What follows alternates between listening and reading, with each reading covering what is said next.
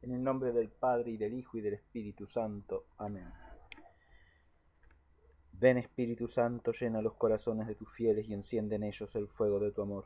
Envía, Señor, tu Espíritu, y todas las cosas serán creadas, y renovarás la faz de la tierra. Oh Dios, que has instruido los corazones de tus fieles con la luz del Espíritu Santo, danos gustar lo recto según el mismo Espíritu, y gozar siempre de sus consuelos. Por Jesucristo nuestro Señor. Amén. Santa María, Madre de Dios, sede de la sabiduría, ruega por nosotros. San José, ruega por nosotros. En el nombre del Padre, y del Hijo, y del Espíritu Santo. Amén.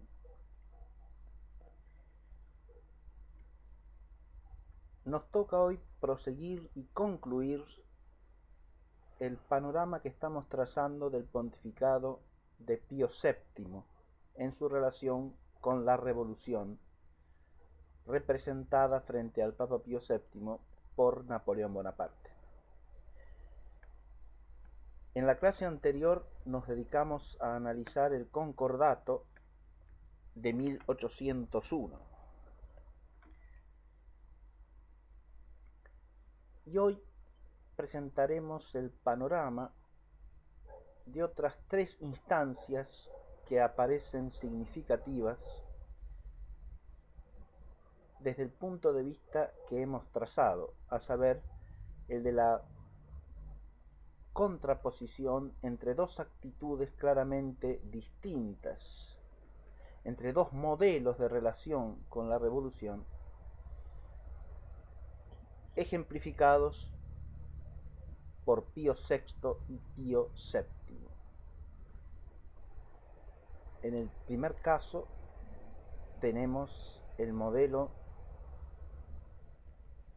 del asumir franca y vigorosamente la confrontación.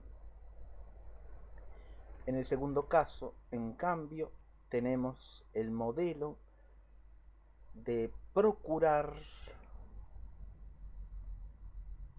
la conciliación y la paz con la revolución, aún en desmedro de la justicia y del derecho, aún para, podríamos decir, desvirtuación de la clara enseñanza de la doctrina de la fe.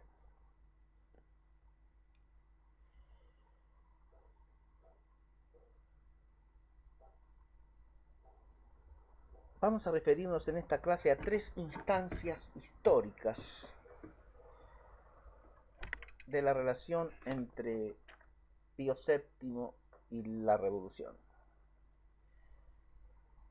La primera nos lleva al año 1804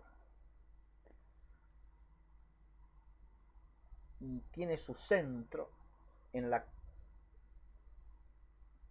proclamación de Napoleón como emperador de los franceses y en la coronación imperial que tiene lugar en París en diciembre de ese año. Es precisamente con ocasión de esa coronación que acudirá a París el Papa Pío VII. La segunda instancia histórica a que hemos de referirnos nos lleva a un arco cronológico que se distiende entre 1806 y 1809, que representa la fase de inicio de confrontación y de ruptura de relaciones entre el Papa y Napoleón Bonaparte, proceso que tiene su punto culminante en la ocupación de Roma por Napoleón en el año 1808 y en la excomunión de Napoleón Bonaparte y de todos los implicados en la usurpación de los estados pontificios y en los atentados contra los derechos de la Santa Iglesia Romana sobre estos estados, en junio de 1809. Esto va a llevar al exilio del Papa, que será conducido primero a Savona, donde residirá entre 1809 y 1812, y luego finalmente durante este periodo napoleónico a Fontainebleau, a donde arribará en junio de 1812.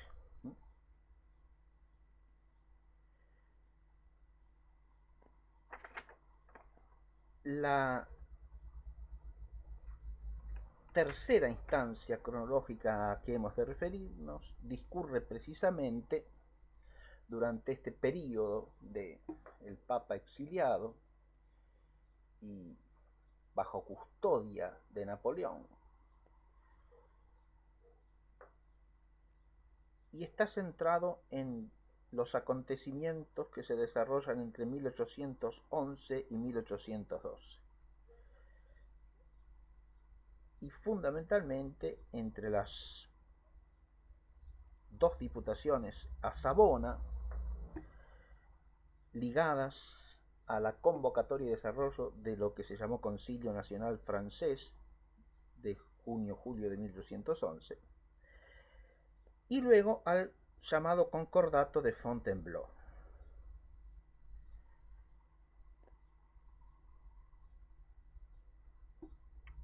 El acuerdo concordatario lo firman Napoleón y Pío VII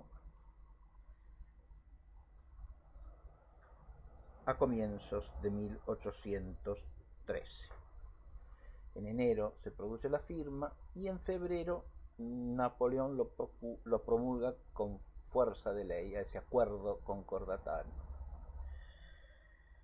que será denunciado, retractado por el Papa en mayo de 1813.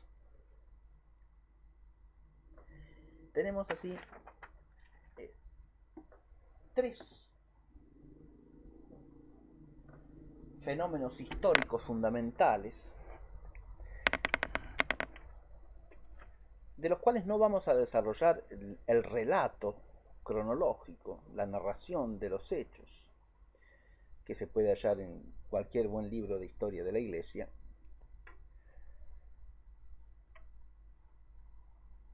sino que vamos a destacar algunos perfiles que son los significativos para nuestro tema.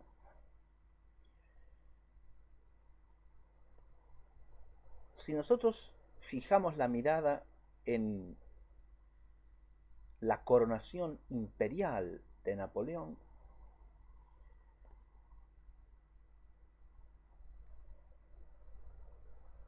podríamos decir que con lo que nos enfrentamos aquí es nada más y nada menos que con la bendición papal del régimen napoleónico.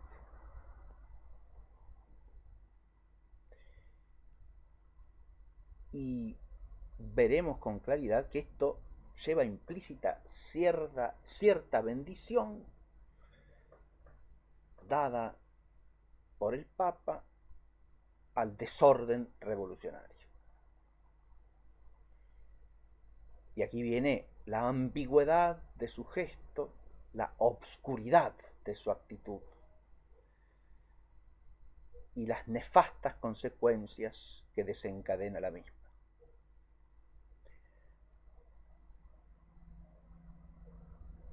El segundo nudo histórico parece llevarnos precisamente a lo que podríamos llamar cierto fracaso relativo de su actitud político-diplomática. Me refiero a la del Papa Pío VII, que habiendo sacrificado principios a la causa de la paz temporal, se verá invadido en sus estados mismos y reducido a una semiprisión vigilada bajo la autoridad del mismo emperador revolucionario que él había bendecido y elogiado reiteradamente.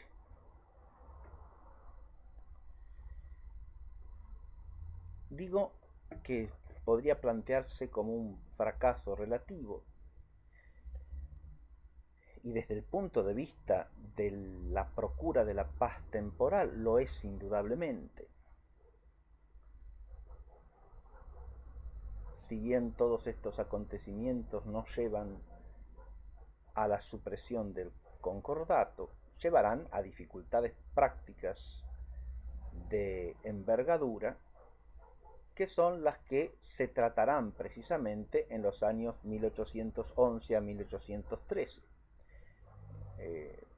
La dificultad más destacada la ofrecerá desde luego la designación de los obispos, porque estando interrumpidas las relaciones entre el emperador y el papa, la confirmación de los obispos elegidos y nominados por el emperador, que era responsabilidad del papa según el concordato, quedará demorada en múltiples ocasiones.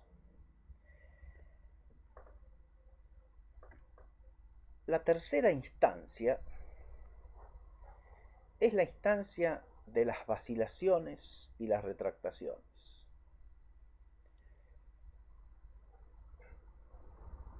Acá el Papa Pío VII ofrece un perfil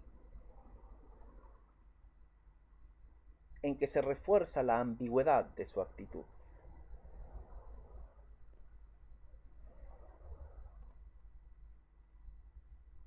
Porque tanto ante las diputaciones imperiales recibidas en Savona, como luego ante el emperador mismo en el arreglo de un pacto concordatario, un nuevo pacto concordatario, puesto que Napoleón había denunciado unilateralmente y considerado como no vigente el concordato de 1801, después de lo que consideró él el fracaso de las negociaciones de la segunda diputación a Savona.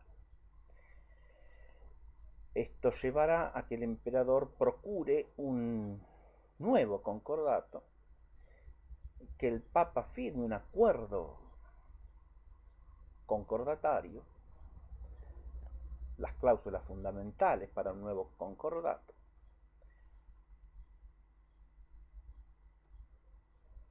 y que el mismo Papa luego se retracte de ellas, como había hecho en el caso de la primera diputación a Savona, en que habiéndose comprometido de palabra a admitir un conjunto de cláusulas que se le habían presentado, luego se desdice de las mismas.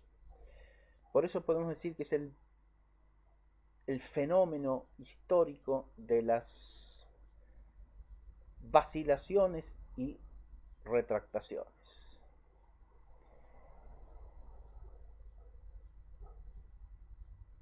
Vamos a considerar brevemente cada una de estas instancias. Empecemos por la coronación imperial. Si nos situamos históricamente en el año 1804, la proclamación del imperio, que sustituye al régimen del consulado y que hace de Napoleón, que había sido hasta entonces primer cónsul de la República Francesa, el emperador de los franceses, tiene lugar en mayo de 1804. En ese mes se hace la proclamación legal del imperio y a partir de allí Napoleón Bonaparte pasa a ser el emperador de los franceses.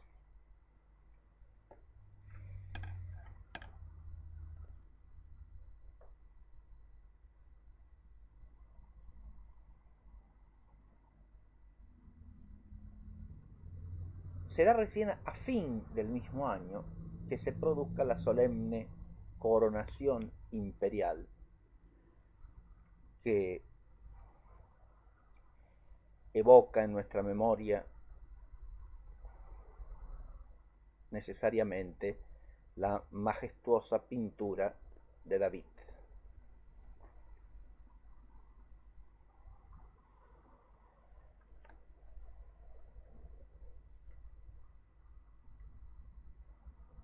El Papa Pío VII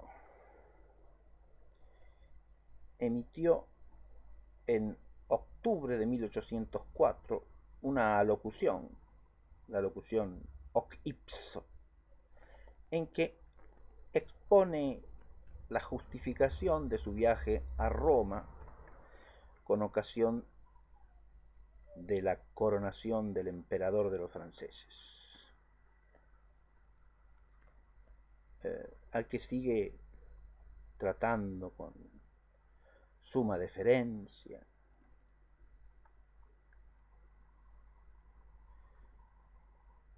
y considerándolo un fautor de la paz de la Iglesia en Francia.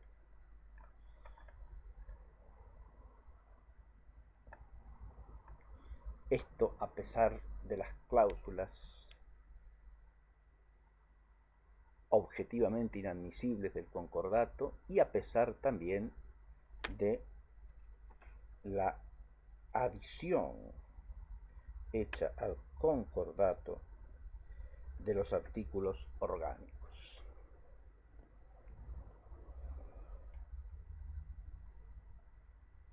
A la que el Papa se había opuesto, aunque muy cauta y moderadamente, en la alocución Quam Luctuosam de mayo de 1802.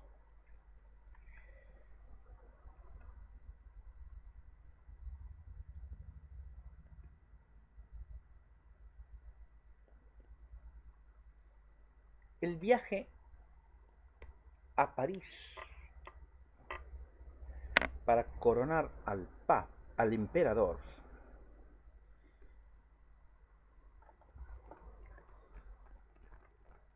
que está justificado por los argumentos del Papa en la alocución Hoc Ipso dirigida a los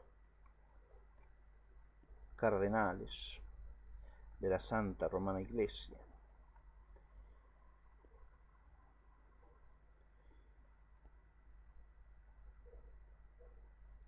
tiene aspectos históricamente muy llamativos y si uno lee el texto de la locución se encuentra con algo que sorprende al recorrer el conjunto de los documentos del pontificado de Pío VII.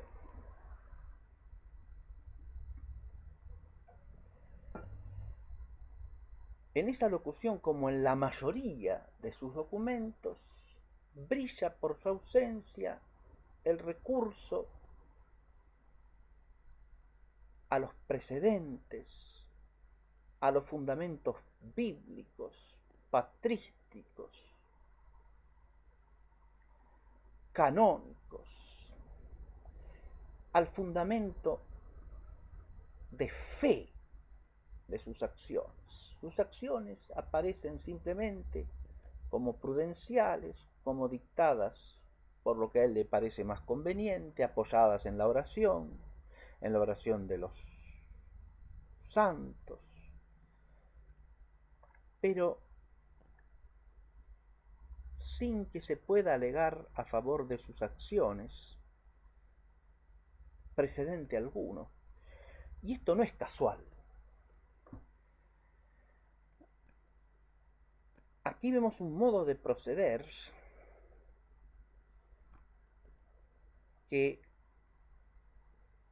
no puede apoyarse en los argumentos habituales,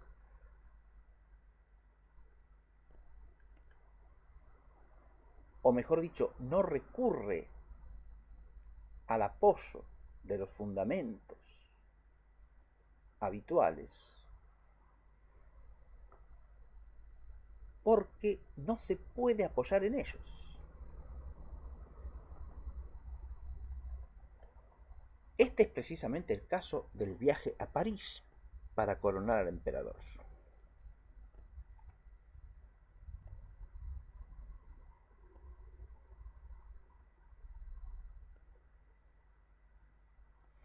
Si uno quisiera entender el por qué el Papa tiene interés en hacer esto, uno puede primero que nada recurrir a la locución que he mencionado.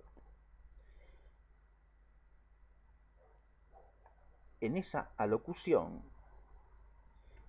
el Papa dice que el viaje le parece especialmente oportuno, a pesar de los obstáculos que se podrían presentar,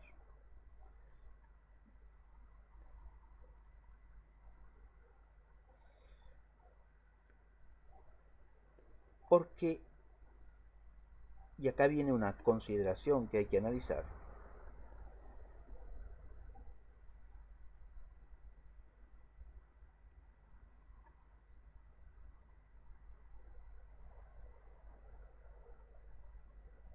tiene la expectativa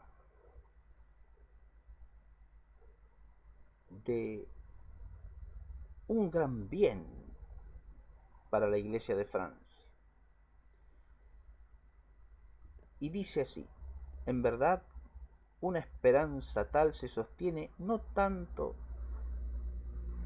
en la poquedad de nuestras palabras, cuanto en la gracia de aquel del cual sin mérito hacemos las veces en la tierra.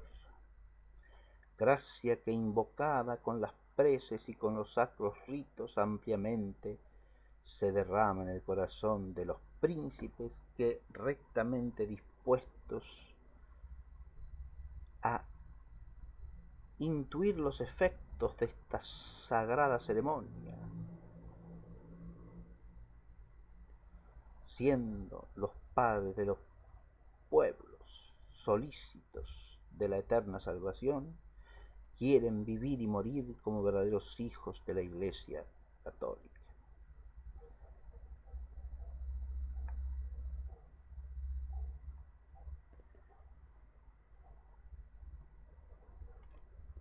Uno podría encontrar que la justificación del viaje está en esta expectativa, en esta esperanza de que una tal coronación es signo de que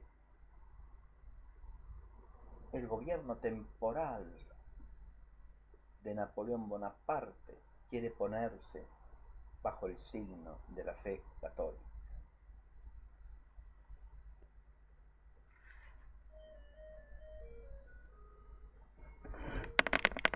Semejante expectativa tenía fundamento en la realidad.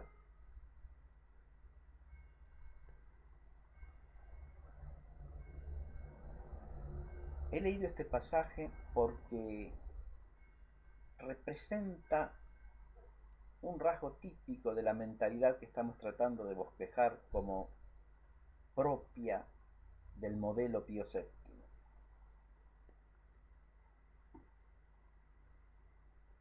pretende apoyar en el horizonte de la esperanza teologal una expectación meramente temporal. Esta es la manera más sucinta de exponer el problema.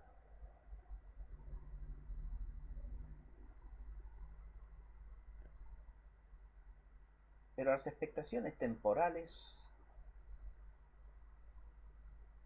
si bien no están desligadas de la esperanza teologal, no se pueden jamás ni identificar con ella, ni fundar meramente en ella. ¿Qué quiero decir con esto? La esperanza teologal tiene por objeto a Dios como sumo bien que se nos ha prometido por Él mismo y a quien confiamos alcanzar, según el orden de su gracia y por fuerza de su gracia.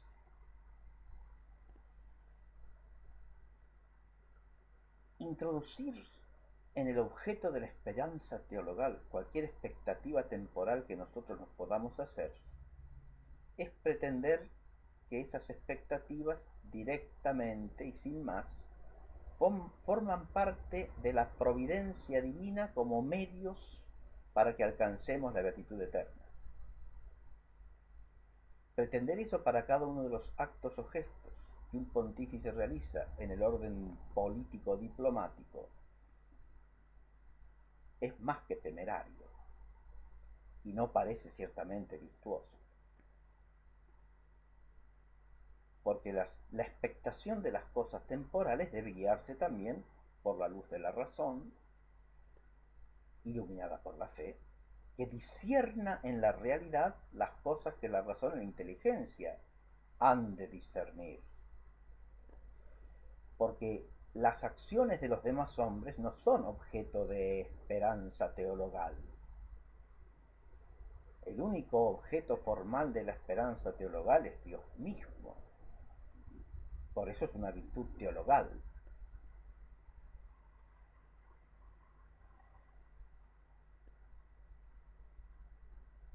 El horizonte que se presentaba en ese momento permitía pensar en Napoleón Bonaparte como un príncipe católico, como un príncipe cristiano. Esto es todo lo que hay que preguntarse.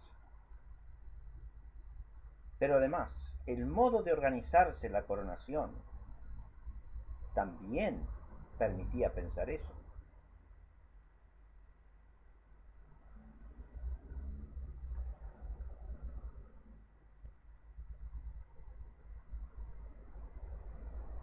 Los paralelos que se pueden evocar para este hecho histórico, y ciertamente el Papa no evoca ninguno, solamente habla de que los papas en otras ocasiones han salido de Roma para hacer viajes como este, pero no evoca ningún paralelo ni precedente de un papa que saliese de Roma para coronar a un emperador.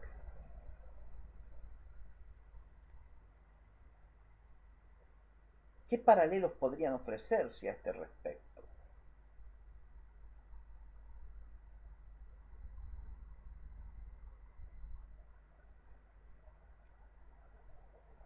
En realidad, si se trata de coronaciones imperiales, la respuesta es ninguno.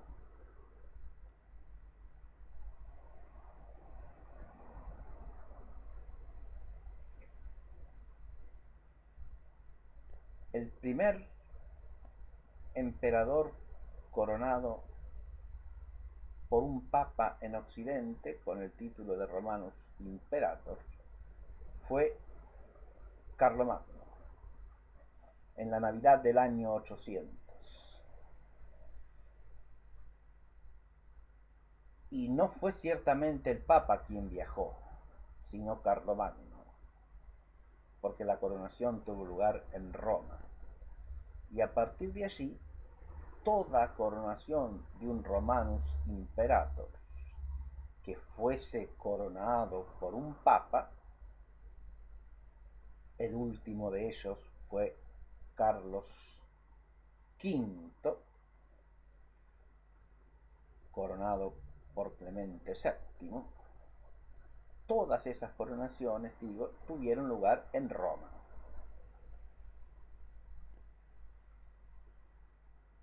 De modo que si hubiera habido posibilidad de analogar esta ocasión a otras anteriores, lo que correspondía era que Napoleón fuese a Roma a ser coronado, que se presentase él ante el Papa, y con mayor razón que un Romanus Imperator, porque ciertamente no era el título de Romanus Imperator el que iba a recibir, sino el de emperador de los franceses, ciertamente con pretensiones de universalidad,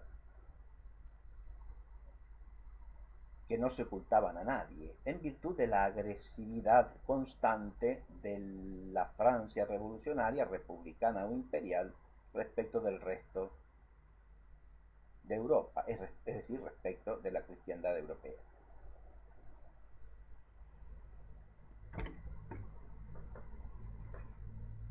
No se trataba de coronar un Romanus Imperator, de modo que difícilmente inclusive podía justificarse la coronación papal, porque para alguien que detentase un título ligado a una nación, las coronaciones habían sido siempre hechas por obispos de esa nación.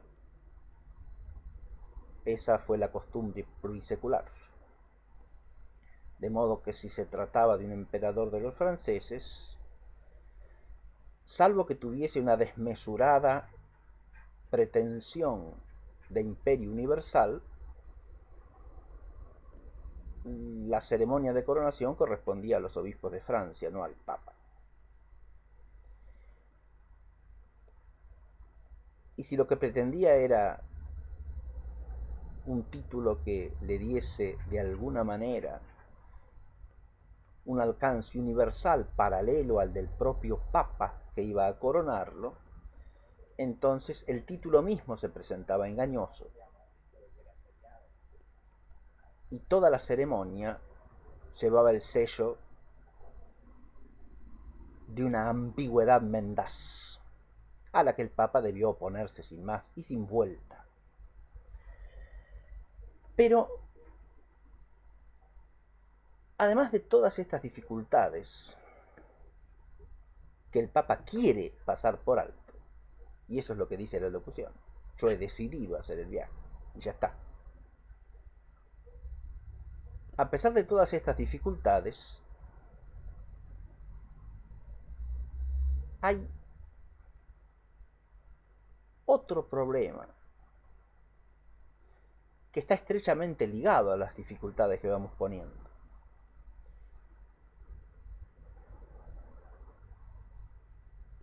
Y el otro problema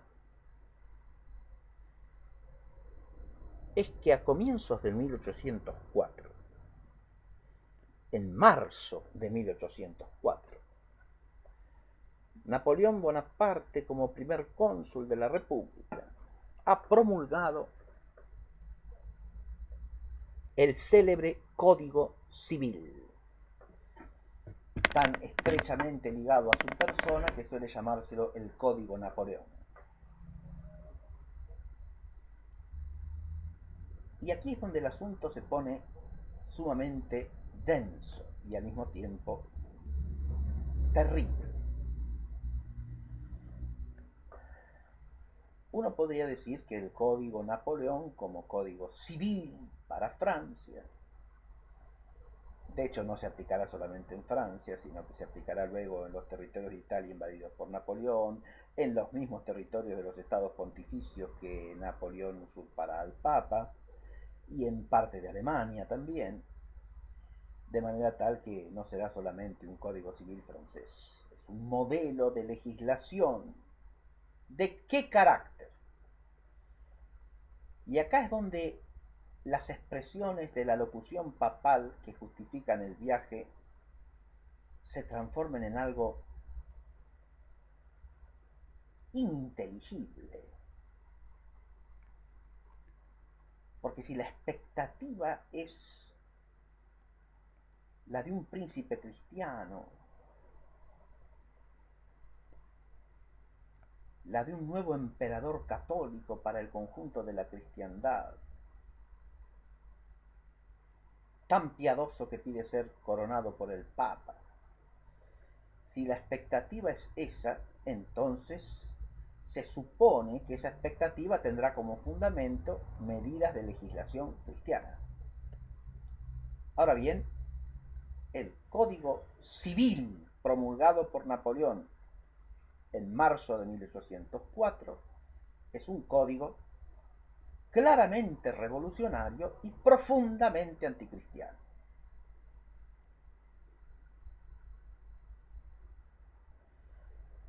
Y no se puede alegar aquí que como es una ley civil, el Papa no tiene nada que decir, no tiene palabra que proferir al respecto. Muy por el contrario, como el código se mete en cuestiones fundamentales de moral cristiana y aún de moral natural,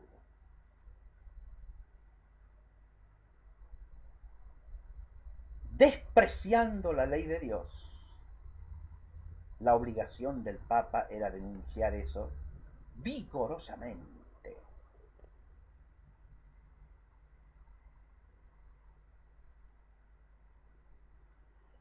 ¿A qué me refiero con esto? Basta recordar que el Código Civil francés de 1804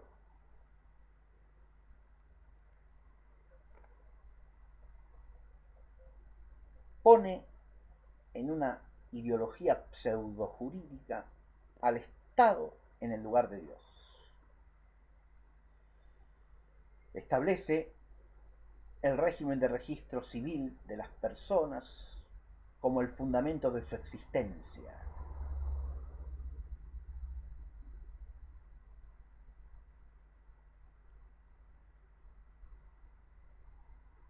En una imitación simiesca de los registros de bautismo, se establece un registro e inscripción de nacimientos por el Estado, que se transforma así en un Estado constitutivo de la personalidad jurídica de los ciudadanos.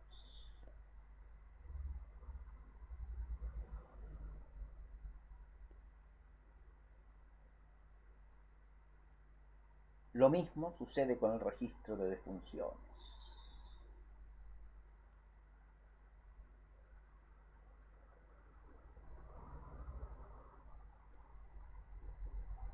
El inicio y el fin de la vida de los hombres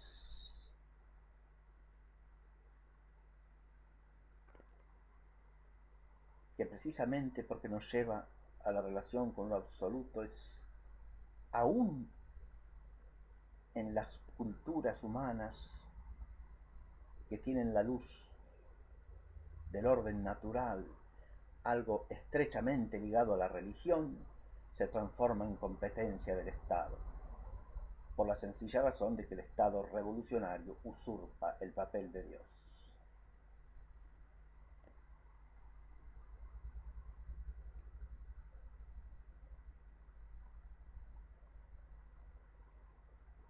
Pero mucho más grave que esto,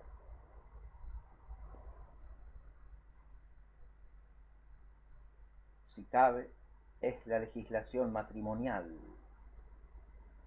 del Código de 1804, que establece la obligatoriedad de un matrimonio civil que ya venía establecido por la ley de la Francia revolucionaria y que se había impuesto como obligatorio antes de la ceremonia religiosa en el Concordato de 1801. Adviértase cómo el concordato ya implicaba una renuncia a principios de fe.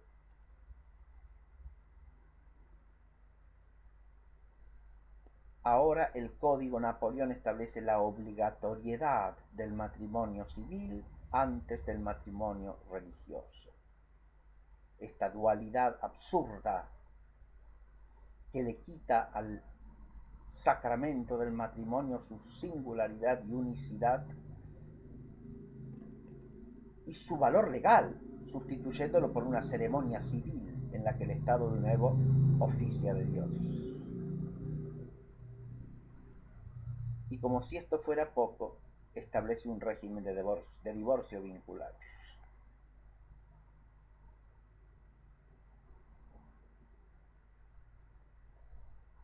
Pensar que este es el nuevo príncipe católico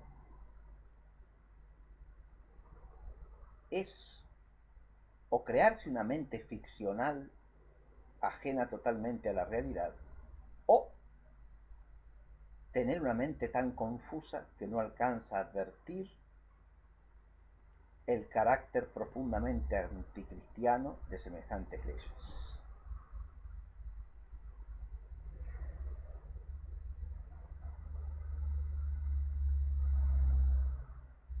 El hecho de que la coronación venga después de la promulgación del código,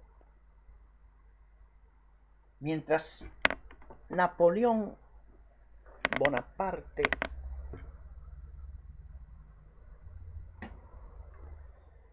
no solo no se retrae de su agresividad militar contra el resto de los reinos de la Europa, sino que persevera firmemente en ella con afanes de hegemonía y de dominio universal. Ante esa situación, el pasar por alto los inmensos males de hecho, objetivos,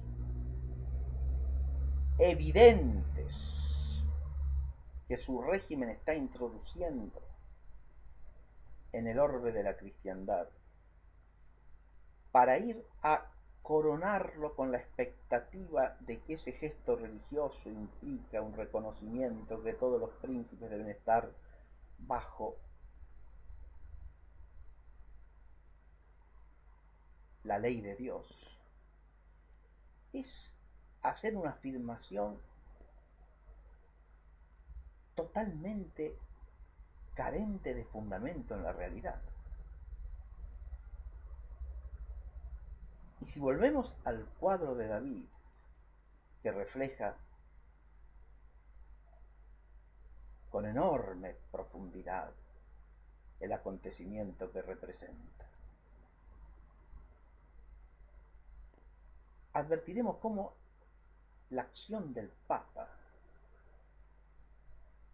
en sí misma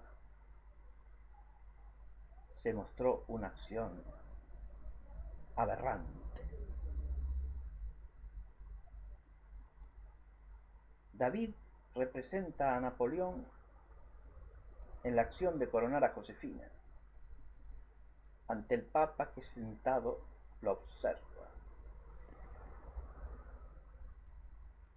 en un gesto que sigue al de haberse coronado él mismo, que es lo que hizo. En presencia del Papa que ha ido a coronarlo, Napoleón Bonaparte tomó la corona, no una corona cristiana, sino una corona de laureles,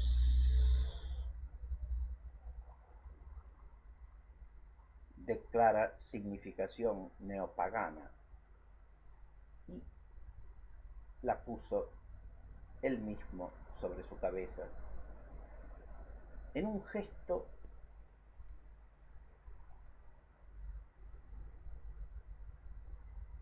clara y plenamente revolucionario.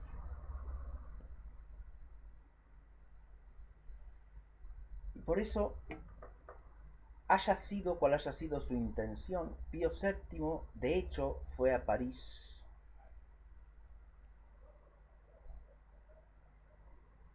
para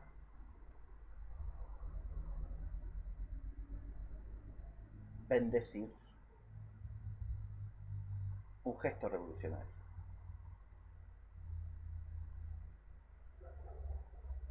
un gesto de soberbia antropolátrica, que era la raíz de todo el régimen napoleónico.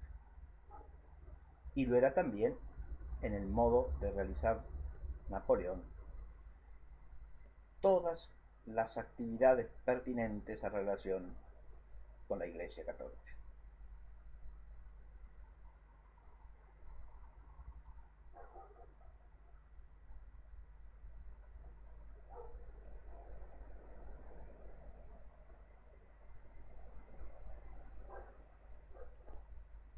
En conformidad con el espíritu de la Constitución Civil del Clero, Napoleón entiende que el Estado es supremo en materia de religión.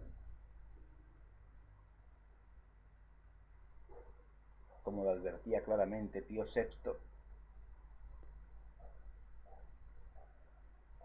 adhiriendo a las doctrinas heréticas del protestantismo y al esquema de relación entre Estado y comunidad cristiana propios de la herejía protestante.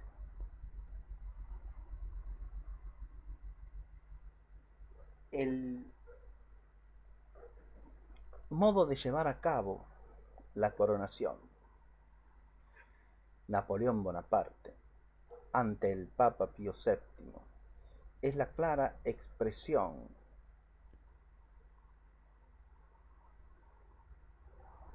de su espíritu y está ligado a la finalidad que perseguía invitando al Papa a asistir a la coronación.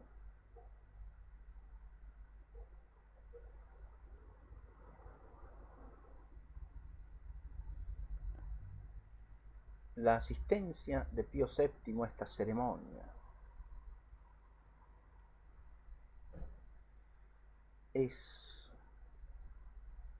de una extraordinaria gravedad histórica.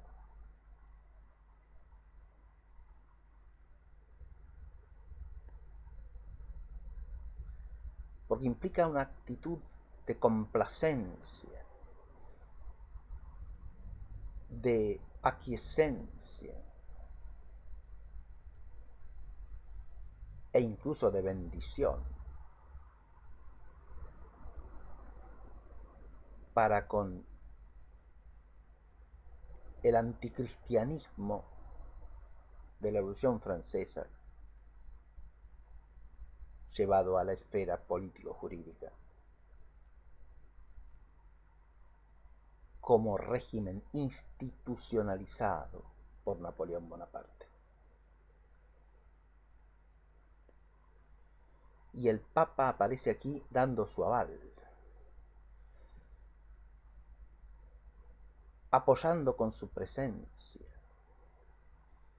y pretendiendo cristianizar con su bendición un régimen intrínsecamente anticristiano,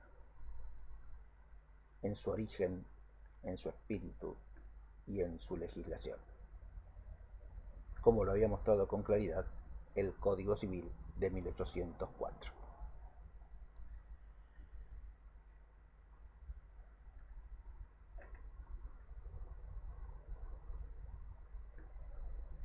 Y como lo expresa en la esfera de lo simbólico, la ceremonia misma de coronación.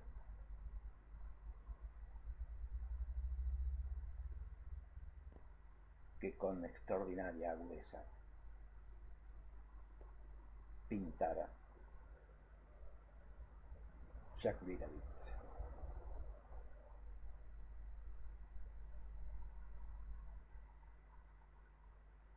Si uno mira con cierta profundidad este año 1804,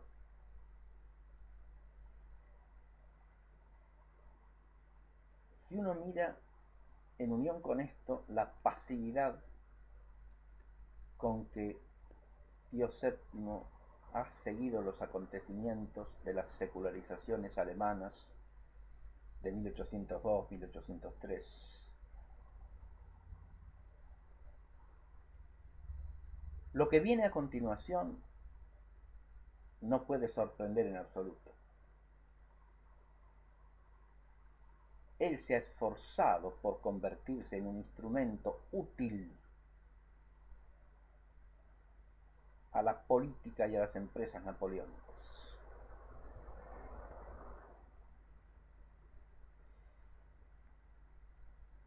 Y por lo tanto, nada de extraño tiene que a partir de allí, Napoleón,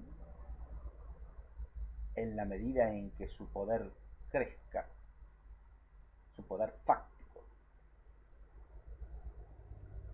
crezca, tienda, como de hecho lo hizo,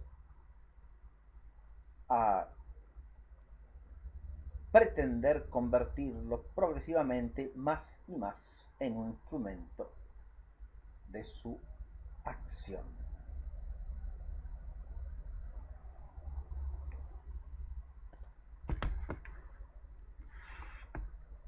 Ya hemos dicho al hablar en la clase pasada del concordato una cosa que es, en mi opinión, muy importante. Al tratar con el tirano y pretender acordar con él, dijimos, Pío VII de alguna manera tiene que imitar al tirano, y lo hace hacia el interior de la iglesia. Y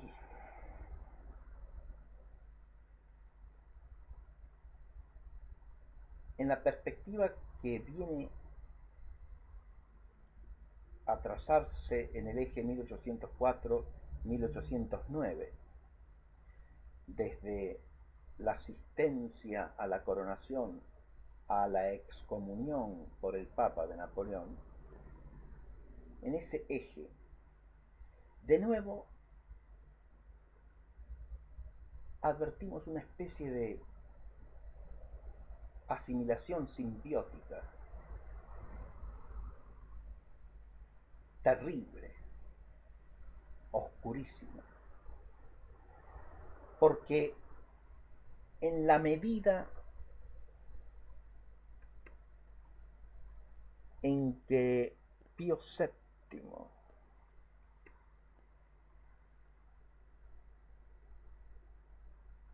se pone en correlación con Napoleón, como los dos actores principales de un drama histórico sin precedentes. Y quizá el que él se visualizase a sí mismo de esta manera es una de las claves para entender toda su actitud.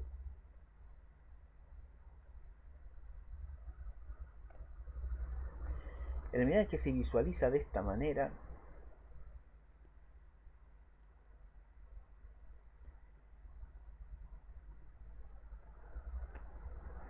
tiende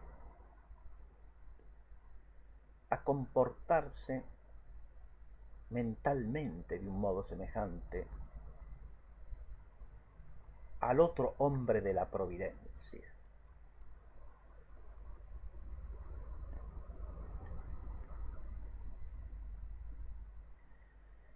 Ya no se trata de un rey y un papa, no se trata de bautizados que cumplen con cierta función de autoridad, se trata de los hombres providenciales, de los que se sienten a sí mismos llamados a cumplir altos destinos según la providencia.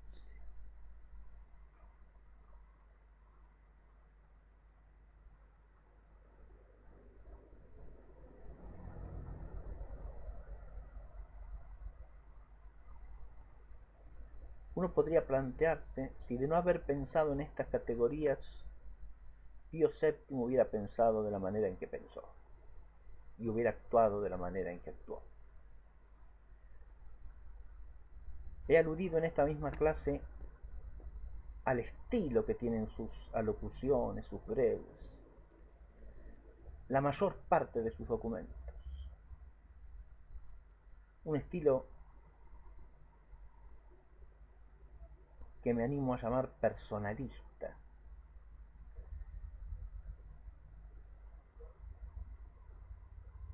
Y un estilo tal en documentos de un romano pontífice es de una gravedad extraordinaria.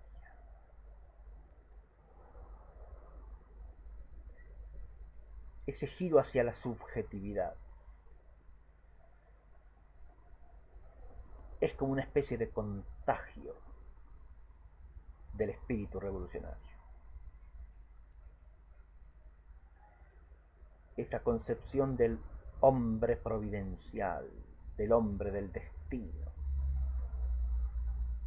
del genio extraordinario que está ahí para cumplir con lo que la providencia ha diseñado.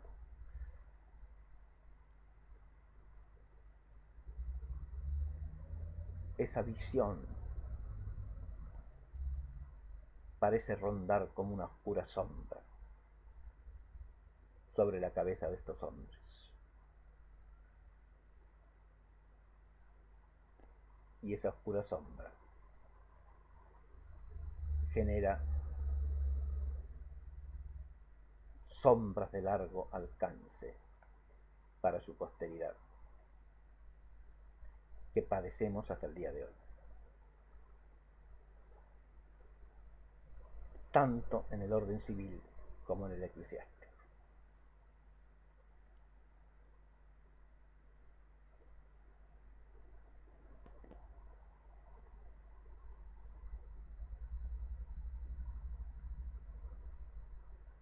Es interesante observar, y ahora ya me sitúo en los acontecimientos que se escalonan entre 1806 y 1809,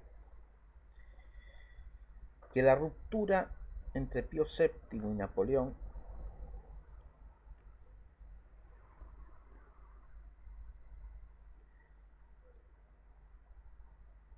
será algo relacionado no con cuestiones de fondo, como las que se podían plantear en relación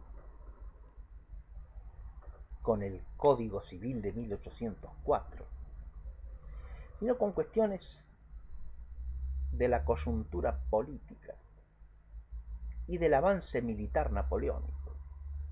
En la medida en que Napoleón vaya exigiendo del Papa un acompañamiento fiel a sus políticas de expansión, a sus guerras de conquista, será que el Papa, involucrado en una diplomacia mucho más compleja, en la que no es Napoleón el único elemento en juego, empezará a oponer objeciones.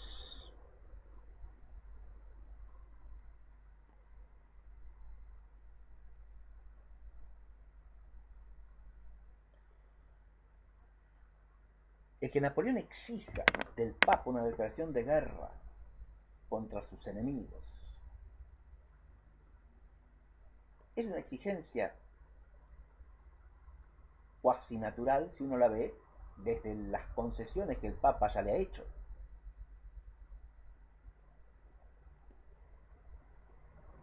Empezando por el concordato y siguiendo por la coronación.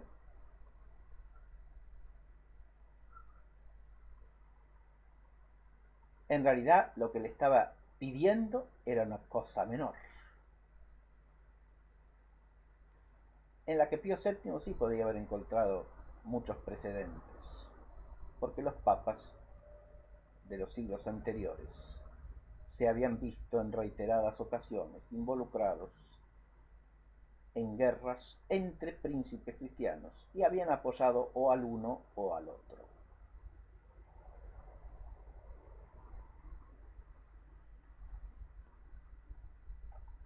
En cuanto el Papa era jefe de un Estado, incluso podríamos decir que hasta cierto punto tenía el derecho y la obligación de obrar según su conciencia, defendiendo la causa que le pareciese justa.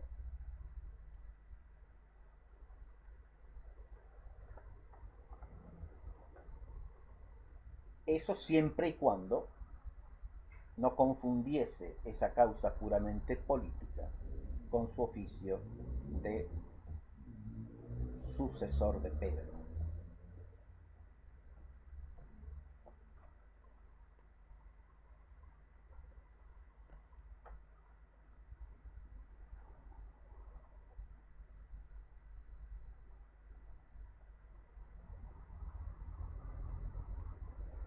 La reiterada negativa de Pío VII entre 1806 y 1808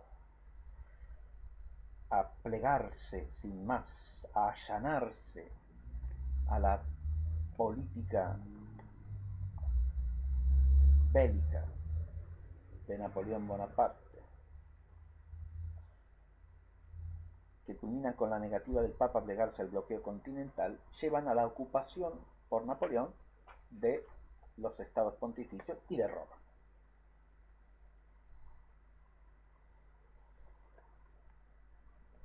Y paradójicamente va a ser esto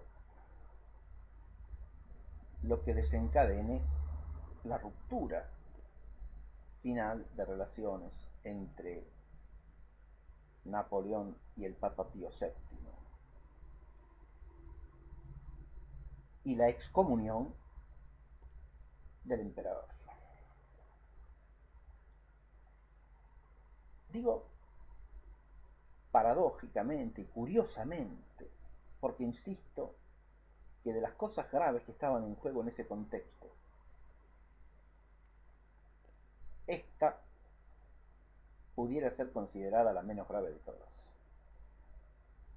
Es cierto que el Papa tenía la obligación de custodiar los estados pontificios, de conservar lo que había recibido en herencia, perfectamente.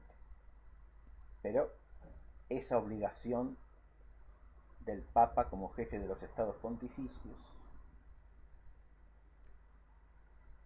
no era ciertamente su mayor obligación.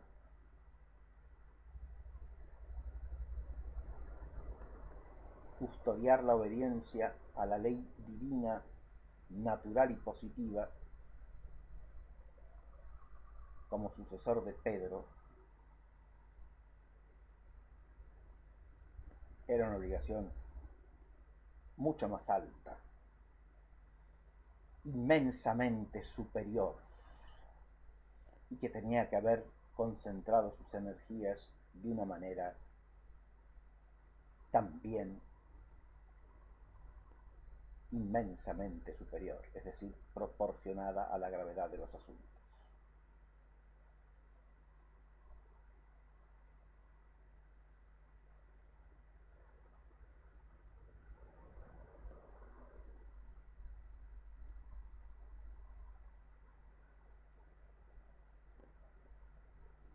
Me refiero a que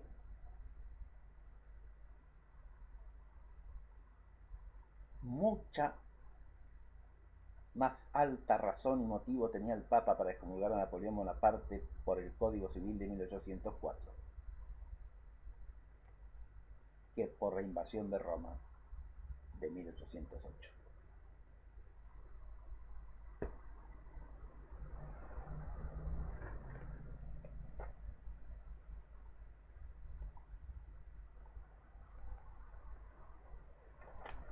Y de nuevo volvemos a un problema crucial en el pontificado de Pío VII.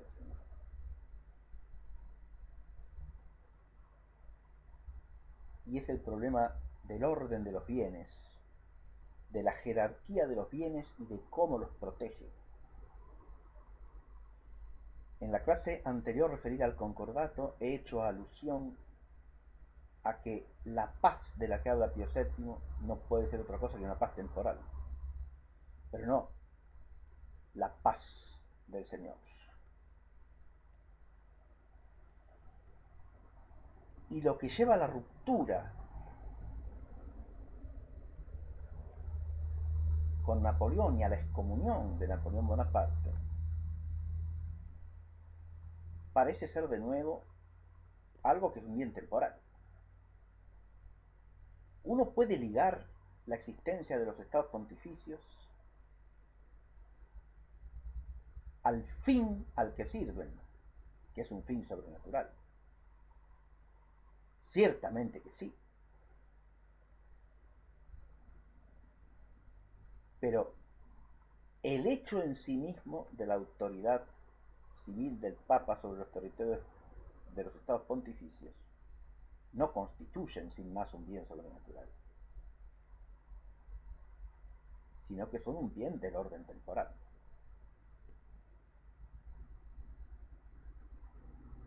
Que la cristiandad europea latina hubiese ideado con un profundo espíritu de religión y de piedad ese esquema de un papa soberano temporal que por tanto no fuese súbdito de ninguno de los reyes de la cristiandad, para garantizar su independencia de acción como romano pontífice, como sucesor de Pedro, como sucesor del príncipe de los apóstoles. Es una cosa maravillosa. Que el Papa tenía la obligación de defender ese bien, no cabe la menor duda. No me estoy refiriendo a eso en absoluto. Hizo muy bien en defenderlo y en defenderlo con ahínco y con energía. Estoy diciendo que su papado parece mucho más relacionado con la preocupación por los bienes del orden temporal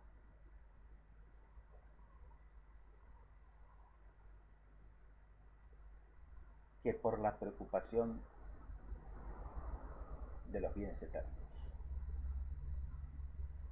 Esto es lo que se trasluce en su actividad político-diplomática. No digo que es lo que estuviese en su espíritu, que eso lo sabe Dios y solo Dios. Pero en su actividad como romano pontífice parece traslucirse esto que estoy diciendo. Y, de nuevo, esto quizá es debido a una especie de simbiosis, de contagio, respecto de aquellos con los cuales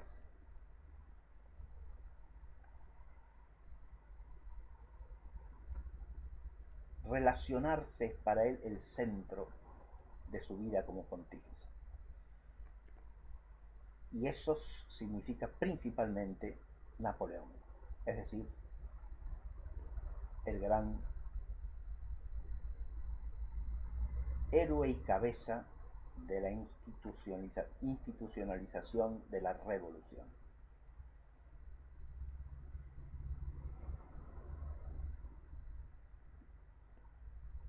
Esta confrontación con Napoleón Bonaparte desencadena la tercera instancia histórica que queríamos señalar. Y en esta solamente quiero señalar el tema de las vacilaciones de Pío VII. Pío VII pasa a estar en un estado de prisión vigilada, como hemos dicho, primero en Savona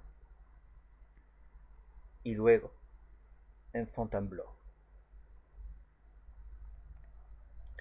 Y en ambas residencias lo veremos actuar de manera confusa.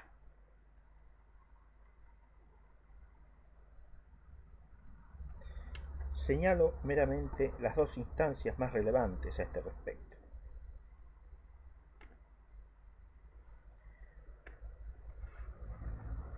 La primera se produce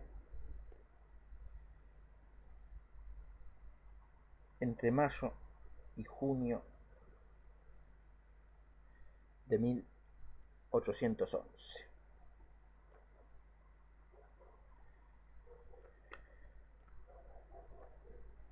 Leo un pasaje de la historia de la Iglesia Católica de Llorca, García Villoslada y Montalbán, tomo cuarto, en su primera forma, obra del padre Montalbán. En página 452 puede leerse lo que sigue. El 9 de mayo de 1811 entraban los diputados en Savona. Estos son los diputados enviados por el emperador ante el Papa. Estos diputados son 3 obispos. Diputados en el sentido de enviados por el Papa para una misión especial, por el emperador para una misión especial ante el Papa. El arzobispo de Tours, el obispo de Nantes y el arzobispo de Trèves.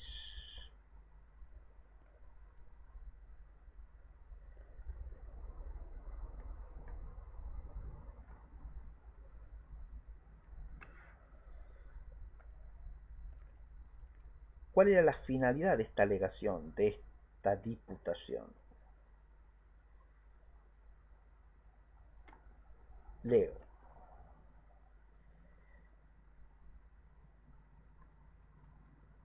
Debían conseguir del Papa la confirmación de los obispos nombrados por el emperador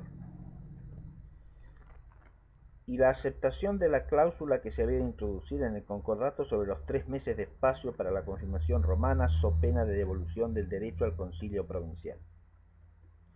Además, el Papa tenía que mandar a los obispos de los estados pontificios que prestasen el juramento de fidelidad al emperador. El mismo Papa tenía que prestar también este juramento. Si accedía a estas exigencias, podría libremente volverse a Roma, o si lo prefería, quedarse en Aviñón, rodeado de los embajadores de las potencias católicas y con una pensión de 2 millones de francos. Había que recabar de Pío VII la promesa de que ni él ni sus sucesores harían nada contra los 4 artículos galicanos, que la creación de cardenales estaría regulada de suerte que 1/3 del colegio lo nombrase el Papa y los otros 2/3 las potencias católicas, que condenaría por un breve el proceder de los cardenales en el asunto del matrimonio del emperador. El asunto del matrimonio del emperador es el asunto de la declaración de nulidad del matrimonio con Josefina, que se había producido inmediatamente antes de la coronación por requisitoria del Papa en 1804. La nulidad había sido declarada por los obispos de Francia, no por el Papa, ciertamente, que ya estaba en situación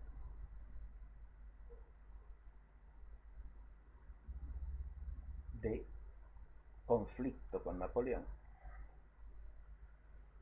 y que había dado lugar a la famosa distinción entre los cardenales rojos y los negros, porque los cardenales residentes en Francia que aprobaron esa anulación se les permitió seguir usando sus insignias cardenalicias, mientras que a los que se opusieron se les prohibió, de ahí que vistiesen hábito clerical negro y se los llamase los cardenales negros. Todo ese asunto es el que está en juego aquí. El 9 de mayo entraban los diputados en Savona, poniéndole, como quien dice, la espada al pecho, martirizaron al anciano Papa durante 10 días con el espectro del cisma. Adviértase el énfasis retórico de esta oración que acabo de leer. Al cabo de los cuales el 19 recibieron esta respuesta. Conferiría la institución canónica a los obispos nombrados según la cláusula del concordato, que en este punto hacía extensivo a Toscana, Parma y Piacenza. Exigía como espacio de tiempo para dar su confirmación 6 meses en lugar de 3 en la cláusula que se hubiera adicionado al concordato, y si el Santo Padre difería la confirmación pedida por razones distintas de la indignidad del sujeto propuesto, el derecho de confirmación recaía en el metropolitano. En todo lo demás, el Papa se mantuvo firme en cuanto a negarse, se entiende.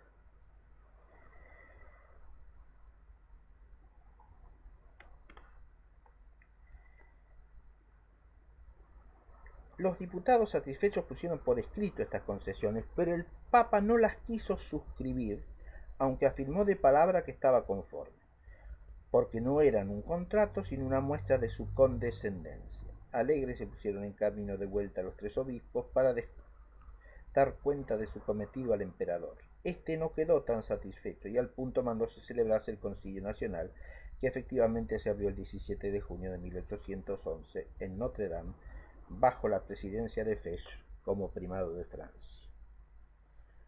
Asistían 85 obispos franceses, 42 italianos y varios alemanes. Muy bien, dejemos aquí el Concilio Nacional, que directamente no nos interesa. Y pasamos a la comisión del concilio ante el Papa. Esta es la segunda diputación a Savona. La diputación fue nombrada no por el concilio sino por el emperador. Se componía de 3 arzobispos y 5 obispos. A estos se añadieron 5 cardenales rojos que presionasen sobre el Santo Padre. Del 3 al 20 de septiembre duraron las conversaciones en Savona, en las que por fin lograron arrancarle un breve que aceptaba las conclusiones de París, pero con la condición de que el metropolitano confiera la institución canónica a nombre del romano pontífice.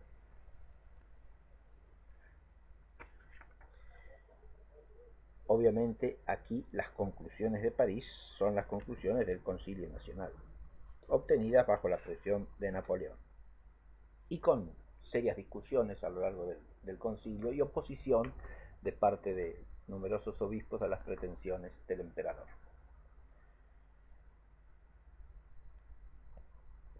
Es interesante estudiar históricamente este Concilio Nacional y vuelvo a una frase que acabo de leer y en la que me detuve a señalar el énfasis retórico del autor, que quiere presentarnos al Papa como un pobrecito desvalido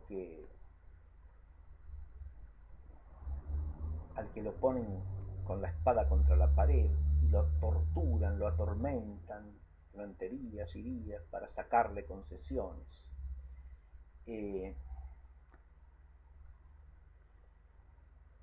Advirtamos que se trata de un Papa que, como he dicho, en reiteradas ocasiones obra como bien le parece, sin tener en cuenta en lo más mínimo ni los precedentes históricos, ni tan siquiera las exigencias del derecho. Y si tiene el desparpajo, la soltura y las agallas para hacerlo, no se ve que sea un pobrecito desvalido, por más que su edad fuese provecta, ante otros obispos que van a hablar con él, por más que estos lleven la representación del emperador Napoleón Bonaparte, al que ha excomulgado.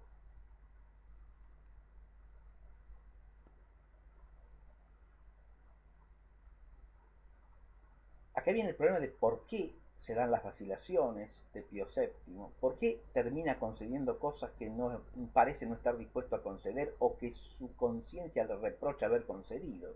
Como pasará, ya veremos claramente en el caso del llamado Concordato de Fontainebleau.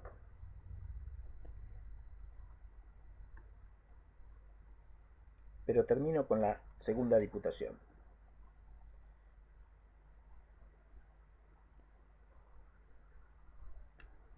Del 3 al 20 de septiembre, retomo la lectura, duraron las conversaciones en Savona en las que por fin lograron arrancarle un breve que aceptaba las conclusiones de París, pero con la condición de que el metropolitano confiriera la institución canónica a nombre del romano pontífice, que se enviasen a Roma los testimonios auténticos y que hiciesen los elegidos el juramento de obediencia al Papa y la profesión del segundo concilio de León.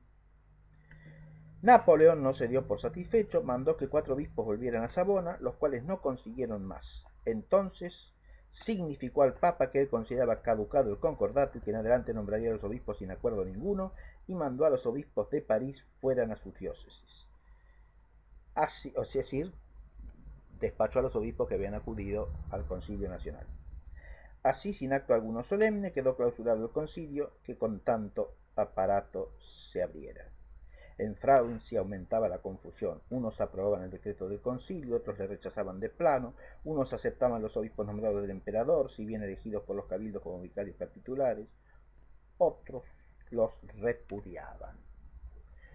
De hecho, el concordato que Pío VII había presentado en su momento como su gran logro, y fruto de la providencia que había instado a Napoleón Bonaparte y a él a venirse al concordato, queda sin validez al ser denunciado unilateralmente por el emperador.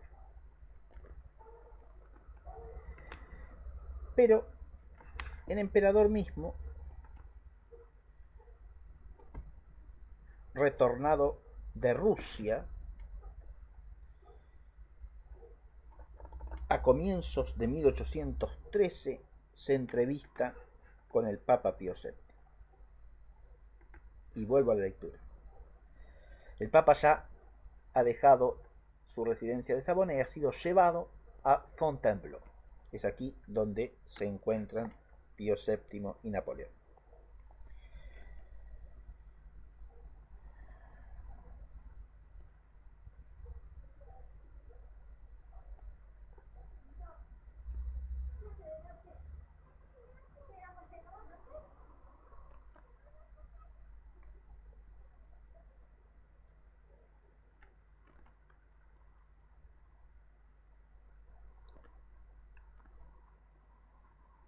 Inesperadamente apareció Napoleón en Fontainebleau acompañado de María Luisa la tarde del 19 de enero.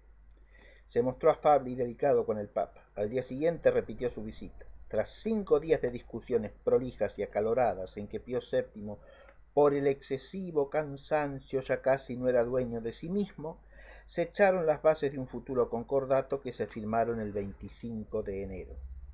Lo que no era sino un proyecto que el Papa había de consultar con los cardenales, lo tomó Napoleón como concordato verdadero, el llamado Concordato de Fontainebleau, que publicó como ley del reino el 13 de febrero.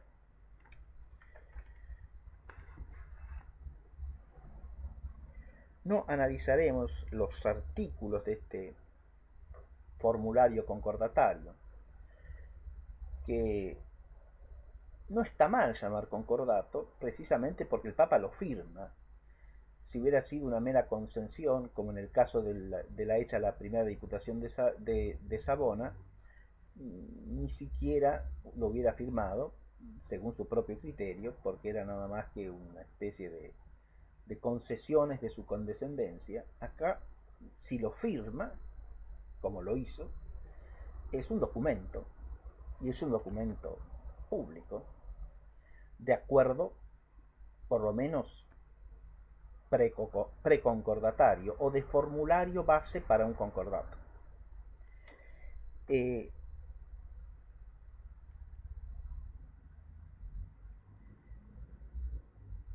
Lo cierto es que esta fórmula concordataria, que se firma en enero de 1813, será denunciada como inválida por el Papa Pío VII en mayo de 1813.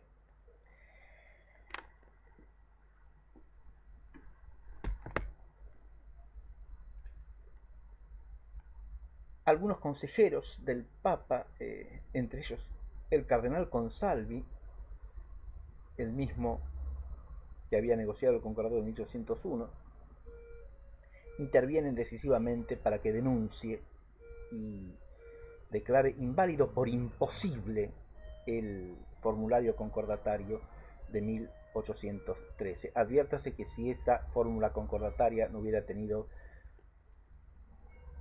entidad jurídica alguna, si hubiera sido una fórmula, como sugiere Montalbán en el texto, meramente sujeta a la aprobación eventual de los cardenales, como si los cardenales pudiesen aprobar o desaprobar una resolución del Papa. Los cardenales solamente eran consultores del Papa y no pueden decidir nada porque no tienen autoridad apostólica alguna. más que la que el Papa quiera delegarles para determinada función.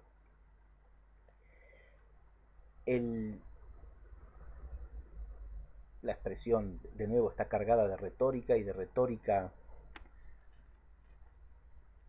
confusionista. Pero el Papa denuncia y considera inválido este concordato de Fontainebleau por contener cláusulas de imposible cumplimiento. Ese es el argumento fundamental. Y las advertencias de Consalvi y otros cardenales están ligadas especialmente no a todas las concesiones que hace a la intervención del Estado revolucionario napoleónico en la designación de obispos, etc. No es eso lo que les decide, sino que más bien de nuevo es la cuestión de que parece estar reconocida implícitamente en el concordato la soberanía de Napoleón sobre los estados pontificios, y de aceptarla el Papa en un documento público legal como un concordato, estaría aceptando la finalización del régimen político de los estados pontificios, ¿no? Es decir, ese es el problema crucial que lleva a que el Papa denuncie la fórmula concordataria de enero de 1813. Estas vacilaciones, estas idas y vueltas del Papa en este periodo final pueden explicarse ciertamente desde un punto de vista psicológico, desde la situación de debilidad en que lo ponía su estado de prisión vigilada, desde la situación de debilidad producida por su edad avanzada.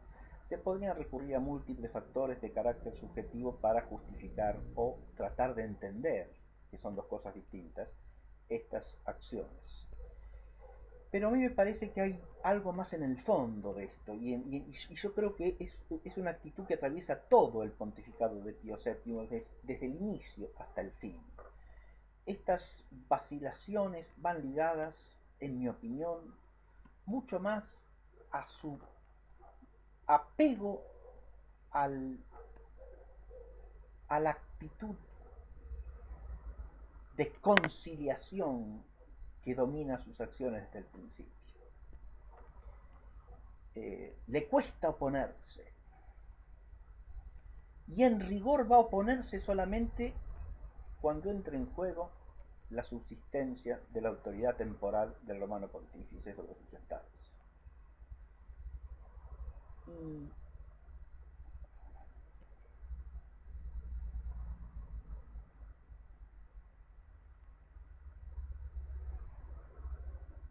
no se puede alegar quizá como un contraargumento a esto su actitud frente a la nulidad o no nulidad del matrimonio con Josefina, porque eso se puso en instancia en que ya están rotas las relaciones, de manera tal que no sabemos cómo hubiese obrado en caso de estar en buenos términos con Napoleón. En realidad no sabemos en realidad si ese matrimonio hecho a los apurones antes de la coronación fue válido o no. El, el matrimonio con Josefina.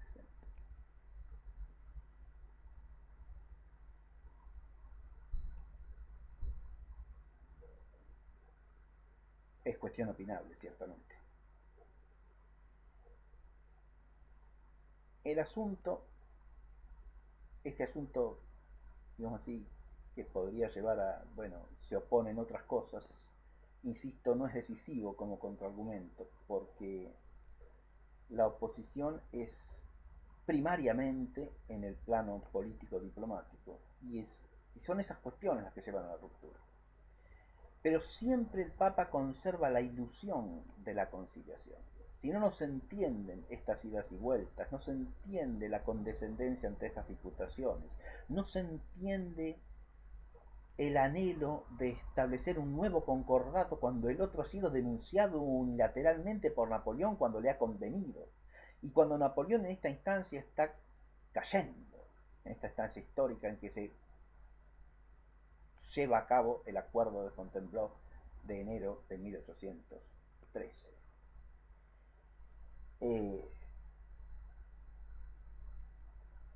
Adviértase que quizá la explicación importante esté no en cuestiones de temperamento, ni en cuestiones de edad, ni de debilidad física, ni de timoratez, que no parecen conciliarse con otras acciones propias de Pío VII, sino más bien en una especie de apego afectivo radical a la conciliación con la revolución y con el mundo de la revolución. Pareciera como si el Papa ya en edad provecta no quisiese admitir del todo su error en la materia. Y es quizá esto lo que explica su actitud vacilante de esta última fase histórica de relación con Napoleón que estamos mencionando.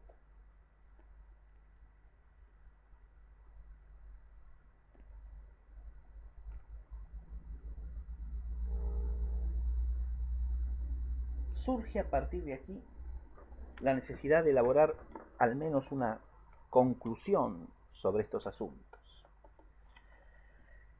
Hemos diseñado o hemos tratado de perfilar dos líneas de actitud papal claramente distintas en relación con la Revolución Francesa.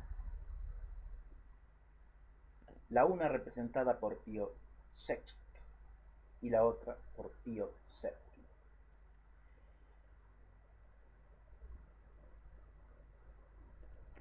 La figura de Pío VII aparece a este respecto como una figura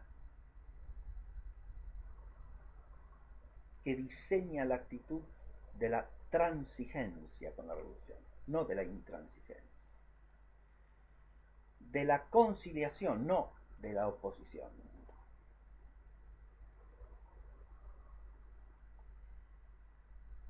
Y a su vez, una actitud que en lugar de estar centrada en las cuestiones de la fe y de la disciplina eclesiástica, que tocan a la fe, que es lo que hace de modo admirable Pío VI en el breve contra la constitución civil del clero, se centra en obtener cierta ventaja temporal para la Iglesia de Francia, con olvido y desprecio de las exigencias no sólo de la justicia, sino inclusive de la fe. Dije al comienzo de esta clase que por lo menos hay que admitir que se desvirtúa el vigor de la enseñanza de la fe. Hay un aflojamiento de la actitud doctrinal en Pío VII, porque no reclama con la energía de vida los temas y las cuestiones que tocan a cosas que son de fe, como es el matrimonio cristiano en un pueblo cristiano.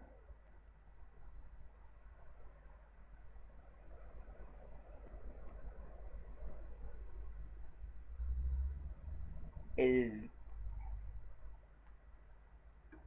Código Civil dictado por Napoleón Bonaparte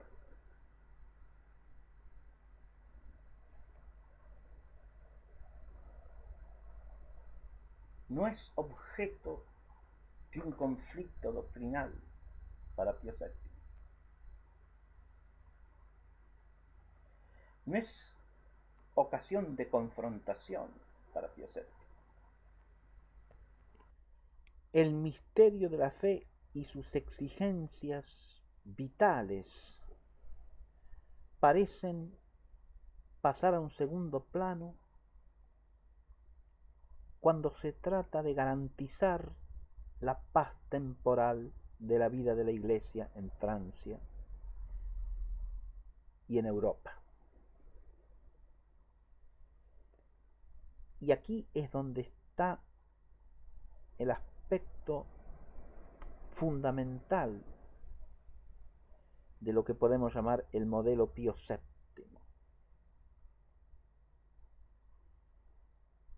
que bajo este respecto puede inscribirse en el misterio de Pedro. Recordemos que en los santos evangelios a ningún otro dirige el Señor un reproche,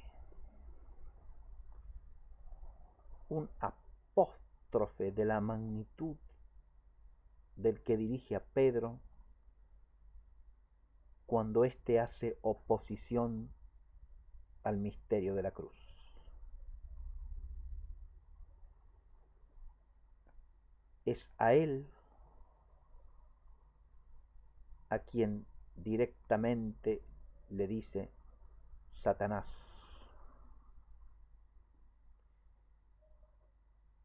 y lo manda a ponerse detrás de él o a apartarse de él.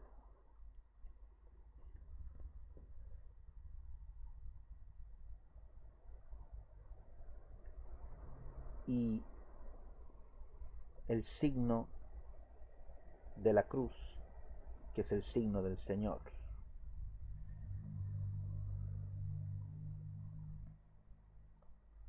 que no le fue ajeno a Pío VII,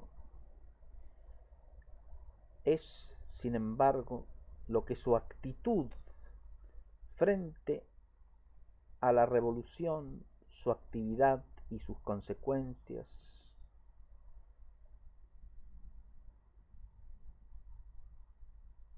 parece querer eludir.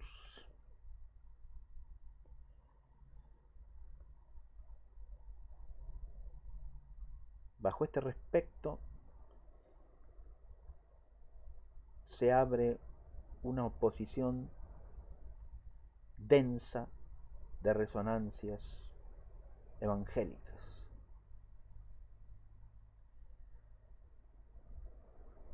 El modelo Pío VI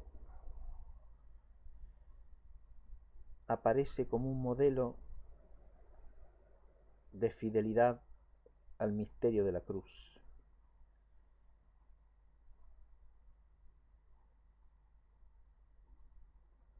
Que la abraza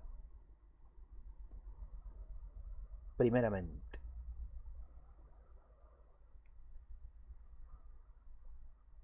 Sin poner la mirada en pragmatismo temporal alguno.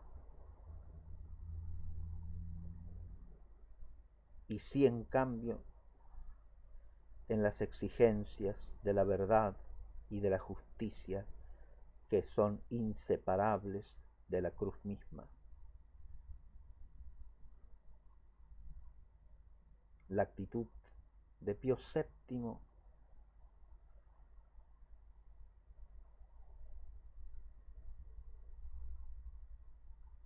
que se podrá considerar surgida de intenciones tan buenas como se quiera,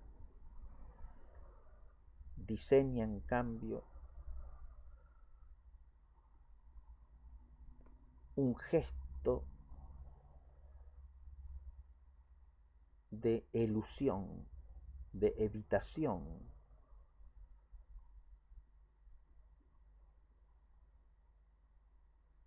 para la Iglesia, que es el cuerpo de Cristo.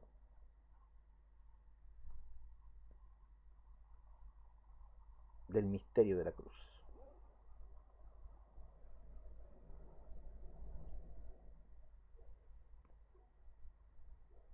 Las actitudes no solo son opuestas como actitudes pastorales, porque en la una prevalece el misterio y en la otra prevalece la diplomacia. No solo son opuestas como actitudes cristianas, porque en una prevalece el arraigo en la tradición viviente y en la otra prevalece un gesto de personal impostación.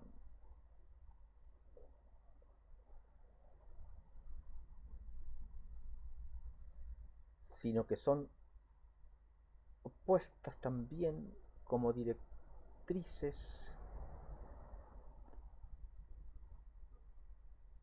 en la relación con el horizonte de la revolución anticristiana instalada en sede católica.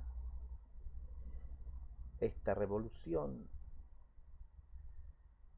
que echa sus raíces en el protestantismo, esta revolución iluminista,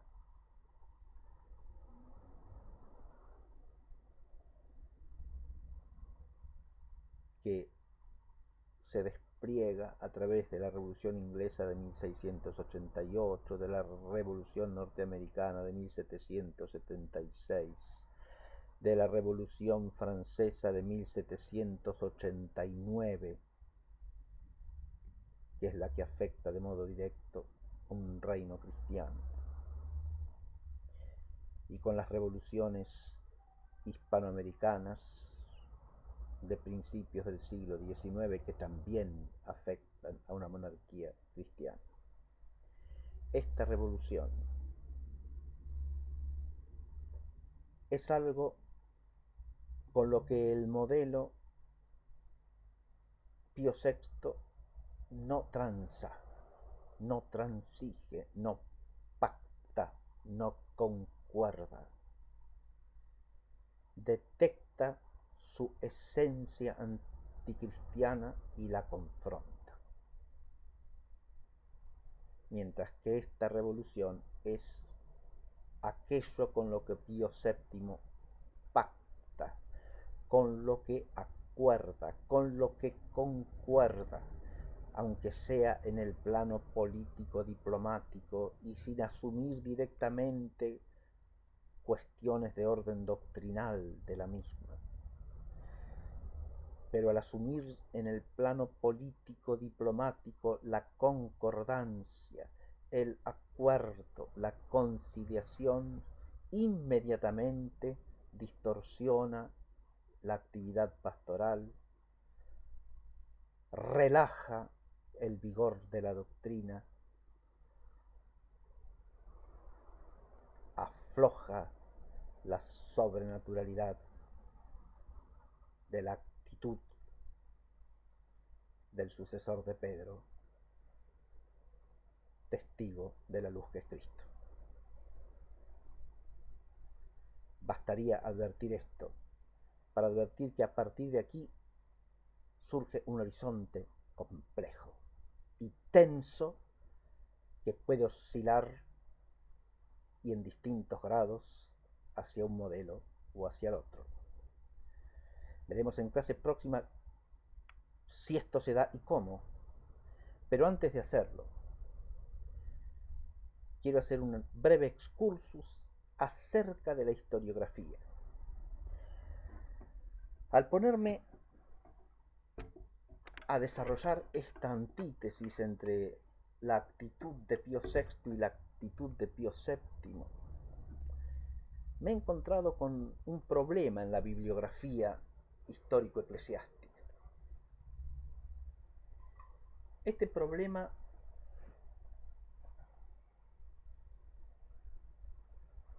no es algo trivial y por eso me detengo un momento en él. Todo historiador católico tiene la obligación de mirar la historia a la luz de la fe.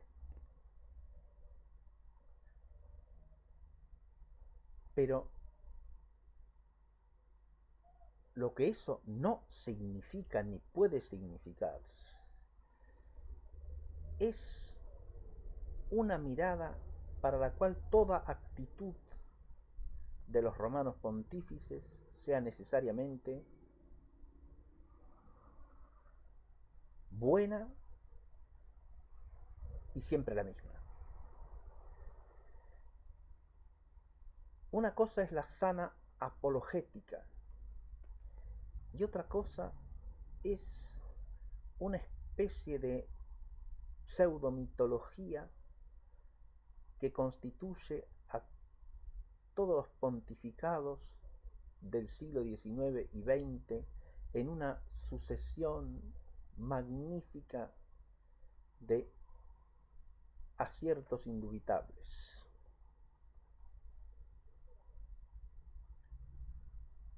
Uno puede entender que esto haya sido una actitud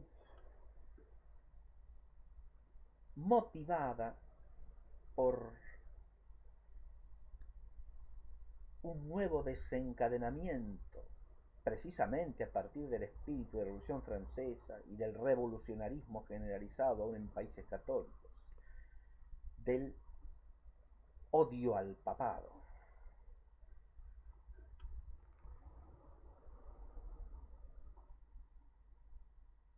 Y es claro que así como hubo y hay un odio protestante al papado, que tiene sus primeras manifestaciones en las diatribas repugnantes de Fray Martín Lutero,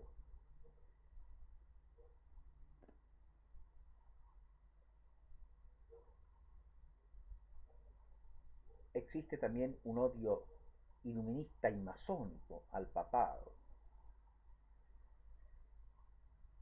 Ciertamente que sí. Y que a partir del siglo XVIII este se suma al odio protestante al papado.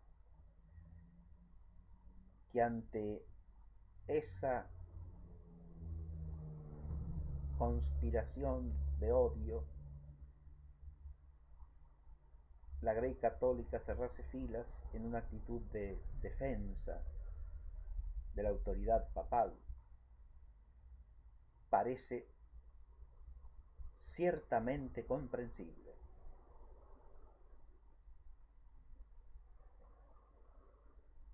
Pero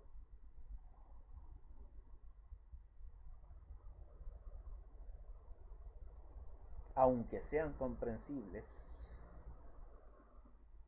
no son justificables los excesos y desvíos de esa actitud.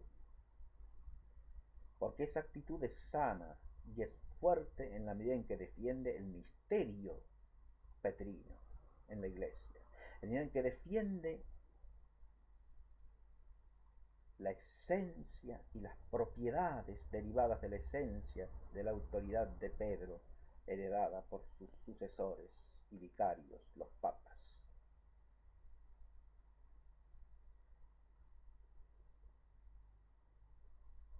He usado la doble expresión sucesor de Pedro y vicario de Pedro aplicada a los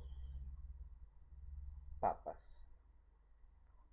conforme al modo de hablar de por lo menos los primeros 1200 años del lenguaje teológico de la Iglesia. No es este el lugar para entrar en la cuestión de si la expresión vicario de Pedro fue legítimamente sustituida por un uso progresivo de la expresión vicario de Cristo o no. Eso hace a la teología del oficio petrino. Y no es este, insisto, el lugar para desarrollar esa cuestión. Pero independientemente de las denominaciones que se usen, que todas han de ser debida y adecuadamente explicadas para que sean correctas. Digo que esa actitud, que es perfectamente comprensible, es justificable, es razonable, solo en la medida que se apega a la verdad. Ninguna sana apologética está llamada a valerse del error, ni mucho menos de la mentira. Ninguna sana apologética debe recaer o caer en una retórica despistante y confusionista. Esto lo he advertido en algunas expresiones que leí en la historia de la Iglesia Católica, tomo cuarto, escrito por el padre Montalbán.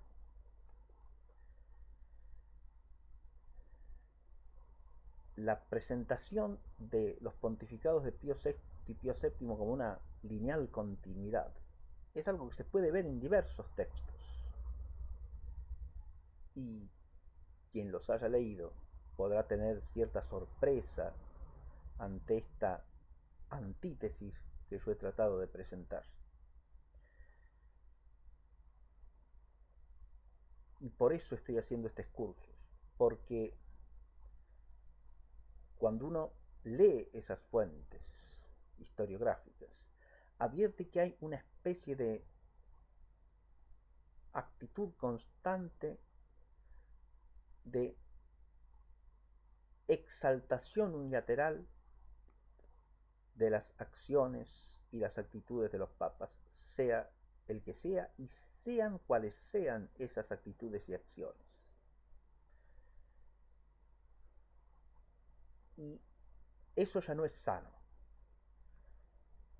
Y no es sano simplemente porque no es conforme a la verdad, ni es conforme al ser de las cosas.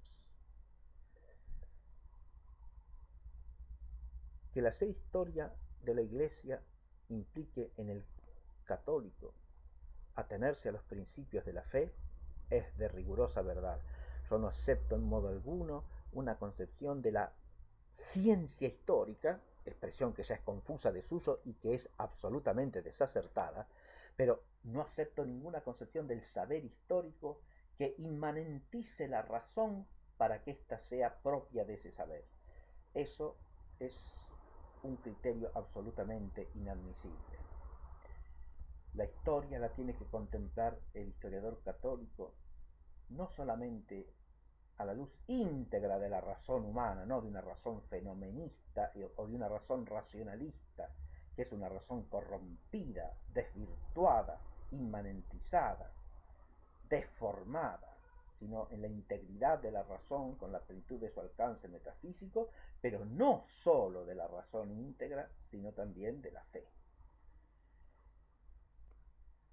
Y si no se hace así historia desde la fe católica, no se hace historia católicamente, es decir, como debe hacerla un católico. Pero que esto implique adular incondicionalmente toda actividad papal, eso es lo que no es aceptable. Eso es lo que es deplorable y rechazable precisamente desde la actitud católica de amor a Dios por sobre todas las cosas y al prójimo como a uno mismo en el amor de Dios. Y eso implica amor de la verdad y amor del bien en todas sus dimensiones y niveles.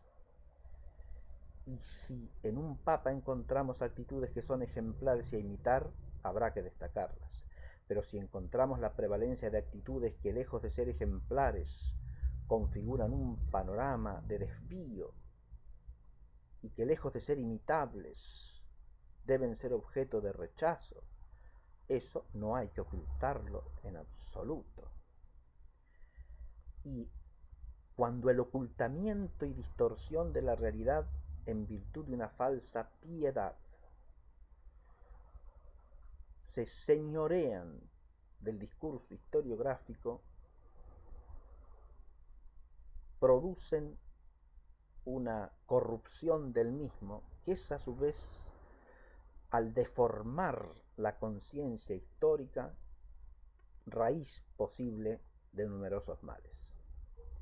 Este es un tema que hay que meditar aparte, pero que me surge como un excursus necesario a colación de las fuentes que he consultado en relación con los pontificados de Pío VI y de Pío VII. El hecho de que la actitud de un pontífice de comienzos del siglo, de fines del siglo XVIII o comienzos del siglo XIX pueda considerarse más o menos elogiable, más o menos criticable, no es un óbice a la piedad católica.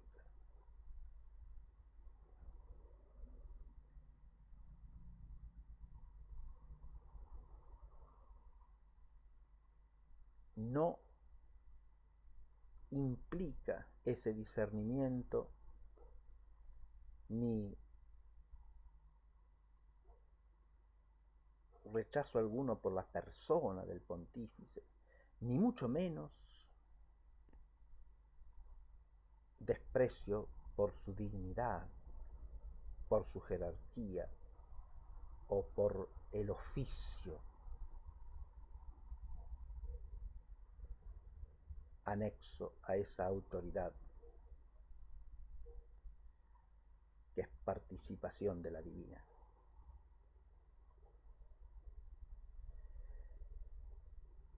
Confundir una actitud de discernimiento historiográfico, no solo posible, sino incluso requerida y exigida por la contemplación de la historia al cabo de 2 siglos, y con la perspectiva de múltiples consecuencias de esas acciones pretéritas. Confundir esto, digo, con algún desprecio de la autoridad pontificia misma o con algún rebajamiento de lo que es esencial y propio de esa autoridad, es incurrir en una confusión inaceptable.